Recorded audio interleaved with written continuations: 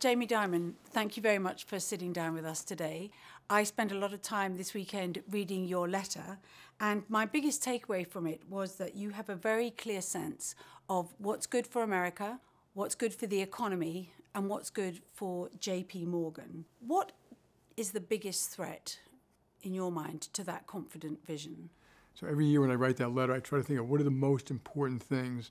And I would add to that the free Western world, because that's what worries me the most is that the Ukraine war, the terrorist activities in Israel, the thread that's drawing between Russia, Iran, North Korea, China, the difficulties of our relationship with China, that whole thing is challenging what we would call the free democratic Western world. And that to me is the most important thing, that we get all of that right. Well, I want to come back to the geopolitical backdrop in a minute, but right now I want to focus specifically on the economy. Right.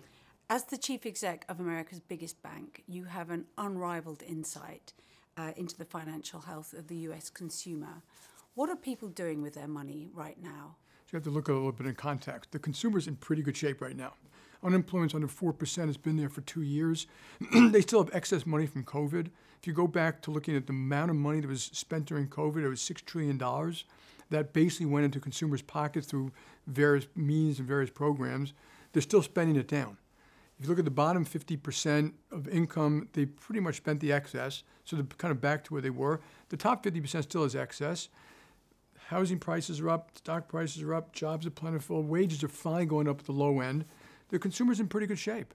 Because of that, businesses are in pretty good shape too, because people spend, it creates profits. The one thing you got to be cautious about, a lot of it is driven by just fiscal spending. Mm-hmm. So even today, the deficit is 6% of GDP, almost $2 trillion. That's driving a lot of this growth, and that will have other consequences possibly down the road, called inflation, which may not go away like people expect. So when I look at the range of possible outcomes, you can have that soft landing. I'm a little more worried that it may not be so soft and inflation may not quite go away people expect. I'm not talking about just this year. I'm talking about 25 and 26. The rates may have to go up a little higher. I'm talking about the 10-year rate, the 5-year rate, and that can have consequences. So we'll see. But right now, you describe a pretty rosy picture, and yet we know consumers aren't feeling it. Why this disconnect? Yeah. Well, you have to look at different consumers here. So the bottom 20% of America have not done particularly well over the last 20 years. Incomes barely went up. They're actually starting to go up for the first time in almost 20 years. Remember, suicide, fentanyl, crime, inflation. There are a lot of negative effects. Some people can't get mortgages, can't buy the home. Their jobs are still paying, I think 25% of the jobs in America pay $15 an hour or less. So yeah, there's part of society who's kind of struggling. There's part of society who's not. And I think that's a different issue about how we deal with the policy, but you can see why that has people upset. And then you see a whole bunch of other things that, people look at in the world. They're worried about geopolitics, they're worried about politics, they're worried about polarization. So you have a disconnect about, economy and, as you said, confidence levels. So just to go back to the soft landing, in the letter you concede you were on the hawkish side, but then things played out in a more benign fashion. But you're still is a slightly begrudging concession. You yourself sound quite glum in the letter. Can you tell us a bit more about why that is? So I'm not looking at a year. I'm not making a forecast. I'm trying to say, what are the range of possible outcomes? And last year and this year, I would put out the same issues. Huge amount of fiscal deficit, huge amount of QE. We don't really fully know the consequences yet. Part of it might be inflation. A lot of things in the future are inflationary. The green economy, the remilitarization of the world, obviously the deficits, which basically aren't going to go away as far as the eye can see. And so it puts me in this, and geopolitics.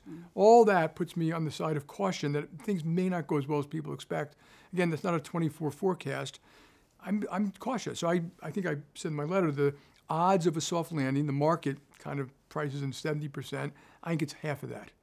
And so therefore the odds of something different, is 65%, et cetera. And so, we'll see. But I don't really know, as a business person, I try to be prepared for all of that. Just a little cautious. It looks a little bit more like the 70s to me. And I point out to a lot of people, things look pretty rosy in 1972. They were not rosy in 1973. So don't get lulled into a false sense of security because the today looks okay, that tomorrow's going to be okay. So just trying to separate the two. Sticking with today then, is Bidenomics working? Partially. When you spend that kind of money, you're going to have growth. And, I think if you look at Bidenomics, you do have parts of it where we needed some of it, like some of the industrial policy. I think the infrastructure thing is terrific. That was bipartisan. Other things will remain to be seen. So I think some of the American public looks at it like, what are they getting? Mm-hmm. So if you go to rural America or inner cities, I'm not sure they feel like they're being lifted up by this economy. Do you think Jerome Powell's doing a good job as chairman of the Fed? I have tremendous respect for Jay. I think the Fed was probably late in raising rates. They caught up. They're probably right and watching right now. We don't know what's going to happen. You might as well wait.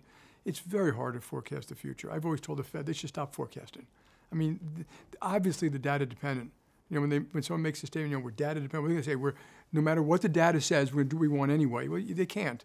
So they should wait and see. But they may have to get a little bit tougher. And we also don't know the full effect of QE. I'm a little more on the cautious side of that. Most people have a general feeling that you can reduce the balance sheet by several $1 trillion and its effect will not be felt. I'm not so sure. We've never had it before. So it's never really been tested. And the one time they started reversing QE at one point, it did cause some ramifications in the marketplace. I kind of expect that again. So if we go back a year, JPMorgan helped out with the mini banking crisis. It wasn't the first time you'd stepped in at a moment like this, because in 2008, of course, you bought Bear Stearns and Washington Mutual. How did the 2008 experience, help shape your approach to last year's banking crisis? It didn't at all. I mean, 2008 was a real crisis. Bear Stearns was a much more complicated, and so was WAMU than this one. This was much simpler. We thought it was the last domino because only a handful of banks had the same problems of concentrated deposits, too much interest rate exposure, et cetera. And so I said it was the last domino, provided rates don't go up and there's not a major recession. Because if that happens, obviously it'll affect banks again. So it was a completely different thing. We wouldn't have done it if it didn't help stabilize the system. We would not have done it just for ourselves. I point out in the letter, because people always look at just the financial side of that, but in reality, 10,000 people on day one who were working on future-looking projects went to do backward-looking projects to consolidate 165 systems, rules, procedures, et cetera, though it was a simpler bank. And part of the earnings was just using our own capital liquidity. I tell people you don't have to buy a company, and thousands of people when you can just buy assets to do the same thing. So part of it had nothing to do with First Republic. So the financial results are nice, but we would try to be honest about where they come from. So how's the integration going then with the Good. It's doing great. It's obviously always hard and complex. Most of it will be done by the end of May. So you might see some customer complaints because when you do the big complex consolidation systems, obviously certain things can go wrong, and at a minimum, some small things go wrong. So by the end of the year, it'll be completely done. Switching tack now to geopolitics. We've got wars going on in the Middle East and in Europe that create an enormous amount of economic uncertainty. If we focus first on the Middle East, do you think that the U.S. position towards the Israel-Hamas war is the right one? I think Israel has the right to defend itself. I think war is a terrible thing. I think people have to be honest about what war is, and when they look at the civilian deaths and all the things like that. So I don't know the specifics of the military. I think the notion that they aren't going to defend themselves is wrong. So I'll leave the military experts decide, what's the right way to go do that. Every general I see on TV, and I've spoken to several, city conflict is really bad. Mm-hmm. And, it's door by door, higher amount of civilian casualties. Hamas must have known there was going to be quite a reaction to what they did. By the way, it's unjustifiable for any reason ever. So I want to be clear about that. And then we've got war in Ukraine as well, where Ukraine clearly struggling against Russia. What would it mean for the global economy if Russia was to win? It could be. Again, I'm going to put odds in this. Could be a potential disaster, because this is the first war in Europe, free democratic nation invaded by 200,000 or 300,000 Russian soldiers under the threat of nuclear blackmail. So we've never had nuclear blackmail before, which is also teaching the whole world, maybe having nuclear weapons is a pretty good thing because people will be afraid of you. You can abuse a neighbor if you feel like it. It would be on the border of NATO. Obviously NATO is rearming right now, but the other thing is affecting all alliances. So all military alliances, all global economic alliances, the nexus of Iran, North Korea, and China makes it very hard, in my view, for the Chinese-American relationship because we're kind of on different sides of that. They say they're neutral, whether they're helping or not. We are clearly not neutral. If Russia wins, I personally think you might see a lot of people deciding that, will America stand up for Europe? Can you rely on them? And if you can't rely on them, what are you going to do? And that includes economically. So that's why I kind of talk about the economic battlefield and the battlefield. So economically, every nation can say, what makes me secure? What makes me secure in energy, food, and all the things I need? So I'm a little worried that if Russia wins that war, you're going to see kind of the world kind of enter a little bit of chaos as people realign alliances and economic relationships, et cetera. The whole thing is this: after World War II, the Bretton Woods, the Marshall Plan, the rebuild of NATO, WTO, all these structures are put in place that actually led to a very safe, secure world, Pax Americana, lifted billions of people out of poverty, and basically peace. There are a lot of small wars, but basically peace among all the major powers. If that's torn asunder, who knows what it's going to be replaced with? Well, I thought that was a very interesting part of your letter where you're talking about the need for this new global architecture, and it's the kind of big thinking that, we don't often hear from world leaders. Can you tell us a bit more about what that architecture might look like? Give us an example of what you're talking about. Yes, I'm not sure it has to be so new. We have to go back and see what worked and what didn't work. But I look at the Western world, economic alliances should be kept together. And we need to help the rest of the world. So, Bob Gates writes in his book, The Exercise of Power, about the symphony of power, that we've overused and maybe misused our military muscle. We've underused economic, intelligence, development, finance, diplomacy, all these other things. So, American leadership we need American leadership. It should be done with our allies. It can't be done, our way or the highway. It can't be done, America's known to, if it takes advantage of a situation, which we don't normally, but together, trade, development, finance, helping the nations, and then, reforming these agencies, which clearly some don't work. And you can debate any which one you want, but to get trade right, we need to negotiate. I would re-enter the TPP. I think our government's got to start talking about trade. I remind them we have trade with these nations. So when they say we can't talk trade, well, you already have it. Why can't you talk about making it better? And of course, the TPP would be a geostrategic home run. Economically great, geostrategically great. Our allies would love it and bring everyone closer together. And then you can also negotiate with China from a better position of strength. So you're not trying to keep them out of everything. You just want to set it up in a way you think works for the free and democratic world.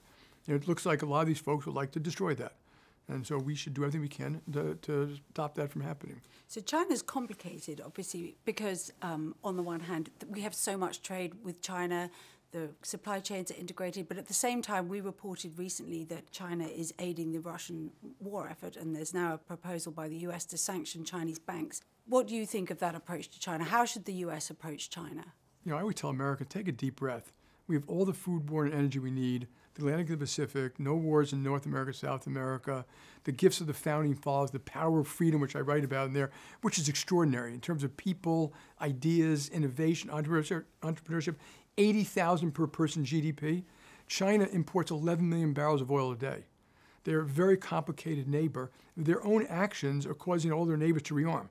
Philippines, Japan, Korea, Indonesia, Vietnam, India, not because of America. That's their own actions. They're scaring their neighbors. Their GDP per person is $15,000 versus our 80. They have had good innovation, which God bless them, and they rely on 11 million barrels of oil a day. I believe half of which go through the Red Sea or the Straits of Hormuz, which are guarded by American warships. So we're in a very good position. We have to restructure trade around national security, kind of a no-brainer. Like how we got there, who knows?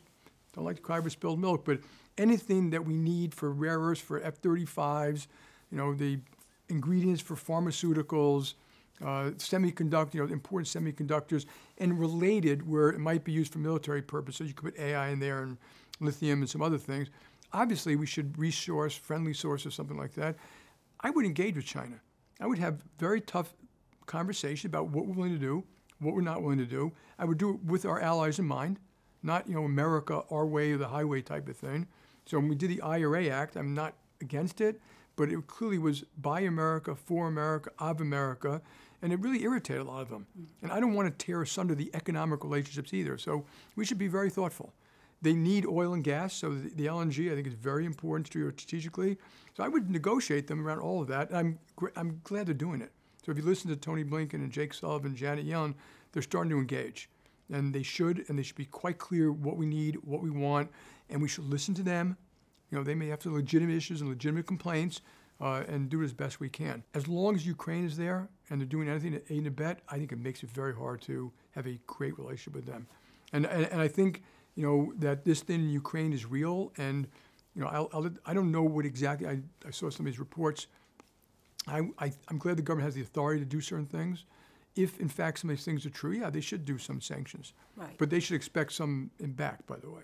I want to turn now to domestic matters and the forthcoming election. We're in the very unusual position of knowing what a Trump presidency looks like. We know what a Biden presidency looks like. Who's the best candidate for the economy for 2024? Okay, I'm not going to go into that kind of thing right now. And whoever is president, we will try to help. I really would hope that whoever's president tries to reach out to the other side. That Trump would put some Democrats in his cabinet, maybe Biden would put some Republicans in the candidate. I would like them to put a lot of experts around them, not just academic, but practitioners in the real world, because I think it matters, and to get policies right that are good for both America and the world. And that's what I would hope. And so, how about you as one of the experts? I know your name has come up in the context of a new Fed chairman. I would not do Fed chairman, Treasury secretary. I don't think I'd ever be picked for that. So, you travel a lot. You talk to a lot of people around the world. What are they saying to you? What are you hearing from the rest of the world about the forthcoming election? Most of them understand how important it is for Pax Americana and how important Pax Americana is for them and how divisive it could be for them. They want it to be mature, polite. They want it to be all-encompassing. They want it to help the developing nations in the global south a little bit more. There's all of that, but they want American leadership. And America has a lot of allies. And if we reach our hand out, a lot of people are going to take that hand. And even the non-aligned want more of us. So that's what we should be doing. And we should be doing it very intelligently. I think that battle line in Ukraine is America first. Mm-hmm. That is the fight for democracy. And I hope Americans learn the world is not a safe place. We need a very strong military. That should be a sine qua non. And that if that doesn't go right there, that's going to get closer to all of our allies, and we will have to defend them. And if we don't defend them, it will be on our shores one day. So we've learned lessons. We learned them in 1941. We learned them in 1917. We will learn them again. And so I hope we don't. Still on the election, critics of Donald Trump, they don't just disagree with him. They think he's a threat to stability. He's a threat even to democracy. Is that, what do you make of that? Look, I obviously hear all that stuff. We shouldn't ascribe to an individual about why they're voting for Donald Trump or Joe Biden. They're doing it for different reasons than a very simple thing. Some do it because they think the growth is better, or regulations are better, or America first, or defend it. They all different reasons. I think people should learn to listen more, take a deep breath, try to think as a citizen and think about what's good for the long-term health of the country, and that's what I hope people do. You listen. You go on your tours around rural America. What do you hear? I've asked you, what do you hear from the rest of the world? What do you hear when you go out and about in the U.S.? People are worried. Like you pointed out, the economy's pretty good, but they're still worried. And like I said, there are legitimate reasons that there are groups of people who are angry. Now, it doesn't mean their policies are right. Doesn't mean they're exactly right, but I think we should listen to them more. Now, why are inner city schools failing? Why have incomes didn't go up for 20 years? America grew at 2%, a little less than 2% for 20 years. I think that's anemic. I think we should be, why is that? Why can't we do a better job for our veterans and veteran fans? Why can't we do a better job for kids that wherever you graduate, high school, if you graduate high school, even if you don't graduate, that you have skills to get you a job making $50,000 or more? They're all there. It all can be done. They can all be fixed. And there's frustration. In my letter, I had the letter from George McGovern about the bureaucracy he realized he helped create through laws and regulations that, and he, in his own words, that I passed for good intent. I didn't realize the unintended consequences. What it does for jobs and the ability to hire and the growth of a business, and even litigation. He says it's frivolous, and not everyone who fell in front of my hotel was my fault, and how costly it is. Like we're demoralizing people. There are bureaucracy, our lack of collaboration.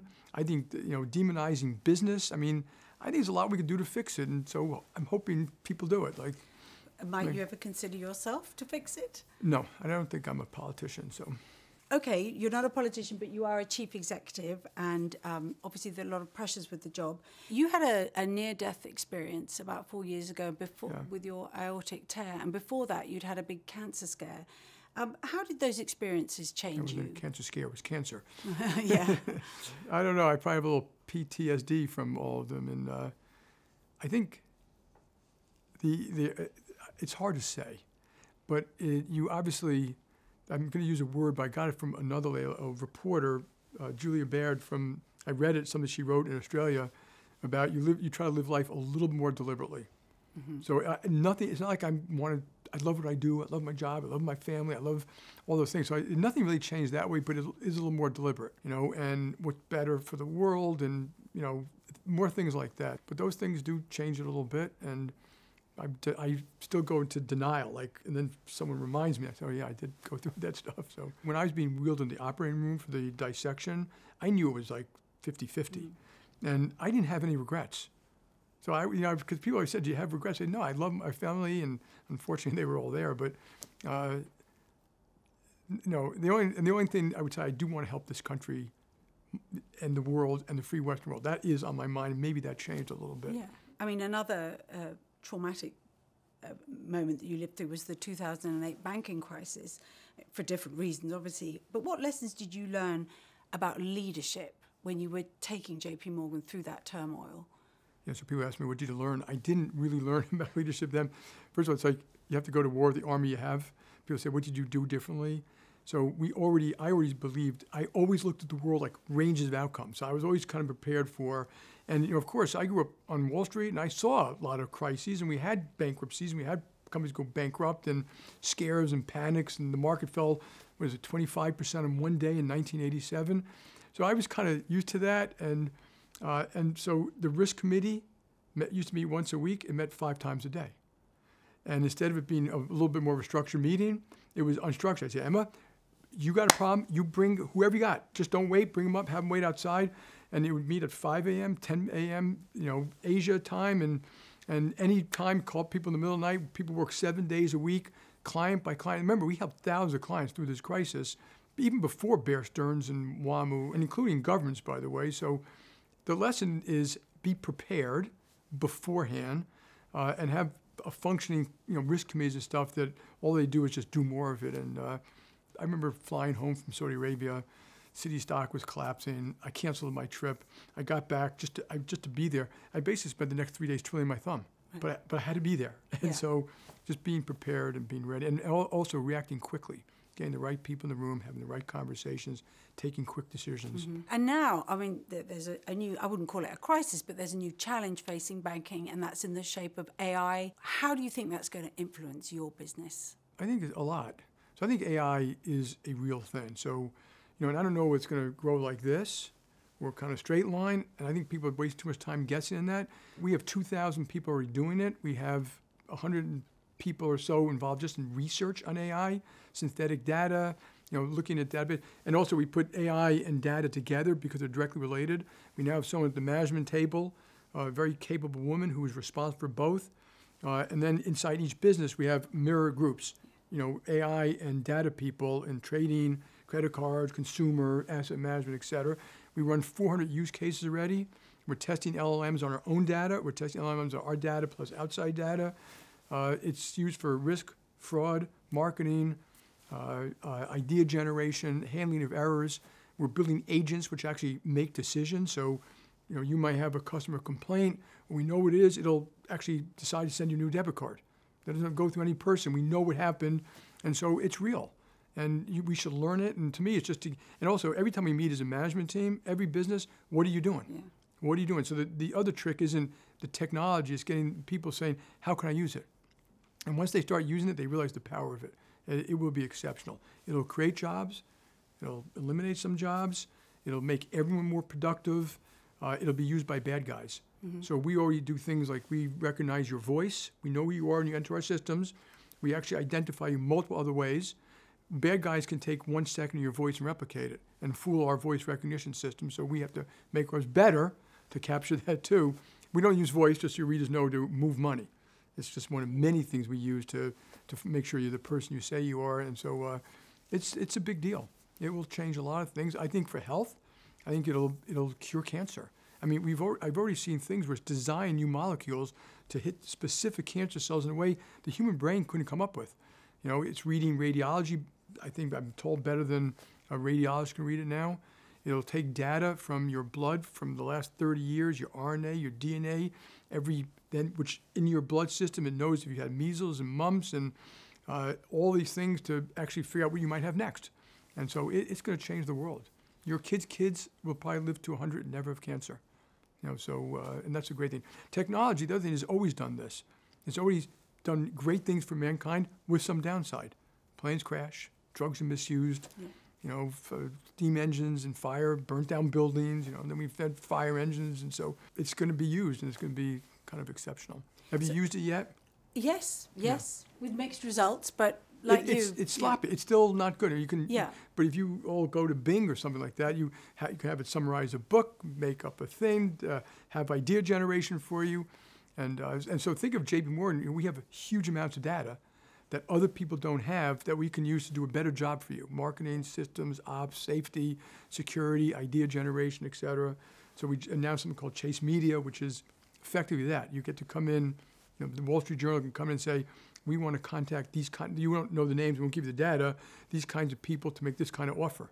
And you know, at one point we'll be doing more of that. So this is the absolute latest, the most cutting edge bit of digital technology that you're talking about, how the world's going to change. But at the same time, you're busy building out something very old fashioned, branches, physical bricks and mortar branches in hard to reach communities. What's that all about? Yeah, so I got the bank one in 2000 and JPMorgan in 2004. It was clicks, not bricks. People were closing branches that were making $1 million a year profit. Remember, the goal in life isn't to satisfy us because we're guessing about the future. The goal in life is to satisfy you because you're the customer who uses our products and services. And so we still have almost 1 million people a day who go to branches. You know, in spite of digital account opening, you know, of 60%, or I've got the exact number, still are opened in the branch. People like to visit their money. The branches are much more advice today. So I'll tell you about one that I'm opening in Bronx soon. So in that branch, in the old days, it had 12 people. It was mostly operations, meaning checks, cashing money, taking deposits. But now it's advice, small business advice, investment advice, mortgage advice, budgeting advice, and it's 8 or 9 people.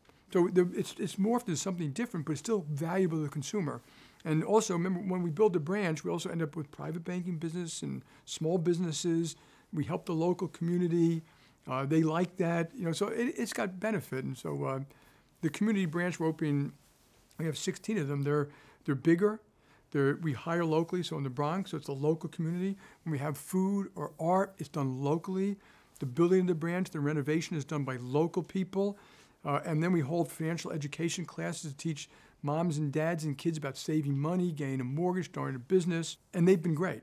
And the communities love them. You know, I'm doing local press, so I'll be doing like the Amsterdam News, the Harlem News, and wherever you go, they're actually very local press that gets the word out, and they've been great. And then we started the community managers. So every branch had a branch manager. These branches have a community manager whose job isn't to run the branch, but to go to the local businesses and little leagues and not-for-profits and churches and synagogues and invite people in. And it's been fabulous. So we now have 150 community branches around the country, community managers who outreach into the community and, and generating business. So what do you ask the managers when you go to visit them? Who's walking in, what's working, what's not working, what's slowing you down. I always love to ask, what's the bureaucratic, stupid stuff we do? Just lay it on me, because every business does. And even if you weren't yesterday, you probably invented a new one today, and then we change it. You know, like what works? What would you do if you ran the branch and what would you do differently? You know, sometimes you get ideas like, well, I change the hours. You know, we're running it, 9 to 5. I'd run it, from 8 to 10, whatever. So we learn. We always learn. It's amazing when you go. The work we did in Detroit spawned Advancing Black Pathways. It spawned Work Skills Initiatives. It spawned the Detroit Service Corps. It spawned virtual call centers, because of what we did in Detroit. So now we're doing that in cities around the world. And so you learn a lot when you get out on the road. Now, you've been chief exec for 18 years, and you're obviously in a very powerful position. But even the most powerful people, powerful leaders, need checks and balances. Who keeps you in check? Well, my wife would probably say, I do, and she does. But I think my management team, we're all very open. Everyone, we share everything. I emote to them, ways that you wouldn't hear me do it elsewhere. They emote back. You're wrong. You didn't read it properly, or you missed this major point. So it's a very open conversation. I don't think any of those folks are intimidated by me, And there's very little after the fact conversation like, okay, I didn't want to mention this in front of everybody. They're brave enough to mention in front of anybody. And I've had people, 3 of them come in and say, Jamie, you're making a mistake. Sit down. We want to explain it to you. Don't say anything. I say, okay, lay it on me. So you try to create a very open environment. And then also, we have regulators, auditors, press. So believe me, we get a lot of feedback from a lot of people. Even in the press, I always tell people when sometimes it's wrong and we have a knee-jerk reaction, I always start by saying, are they partially right? Like divide into component pieces. So maybe there's something there that we should fix, even though we think the story was too skewed. Separate the two. Don't just have a knee-jerk reaction to every complaint you get. Just to bring it back to what's going on now, the current news cycle with these very polarizing issues in America, do you think that's the sort of thing that chief execs like you should comment on publicly or make statements as a company on? The answer is yes, if it's appropriate and you know how to do it. So, in my letter, it's quite clear. I'm a full-throated, red-blooded, patriotic, free enterprise capitalist. And I'm unabashed and unashamed.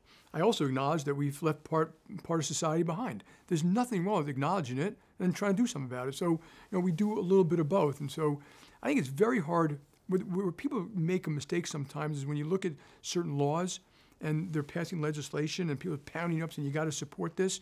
But if you read, and which we read it, so when some of these laws got out, we read all 50 things in it. You and I would agree with some, and we wouldn't agree with the others. So we're being asked to make a binary decision. I said, no, we're not doing that. Mm-hmm. So we'll support the LGBT community. We'll support free, fair, safe voting. I don't have to get involved in every little voting act that every state's put in place because some are tougher than others, but most of them generally are free, fair, and safe. And so you got to be a little careful. But when it comes to defending our people, absolutely we're going to do it. Mm-hmm. When it comes to lifting up other parts of society, absolutely. We think lifting up parts of community. I remind people, JPMorgan reaches out. We're in 100 countries. We reach out to 12,000 businesses, 80 million Americans, cities, schools, states, hospitals, the military. We hire vets. We hire disabled. We also reach out to disadvantaged communities. And I mentioned that community branch. And they work and they generate business. And they help lift up society. If you can take, I always say, and we use Detroit as an example, if Detroit was a failing city and is no longer a failing city, that's good for the rest of America. And it's good for Detroit. We happen to be the biggest bank in Detroit. So it's obviously good for us generally. And so, we work on it. We also work, which I also think is important for business people, is it's one thing for me we do skills initiatives in New York, the CEO Jobs Council in New York trying to get, we've helped hire, 30, 40,000 kids out of CUNY, and we're doing programs with the mayor and the Department of Education chancellor in the high schools now, all started by my wife, by the way. But we also, I think it's important that business get involved in public policy. We can do all that we want, but if we can make the public education system better, the VA system better, the FAA system better, the highway safer, the bridges safer, that's good for everybody. And so I do think business should get involved in public policy as appropriate. So you're often asked, when are you going to retire? And your answer is often in 5 years. Yeah. So is 2029 the year? No, I stopped saying that. So first of all, it's totally up to the board.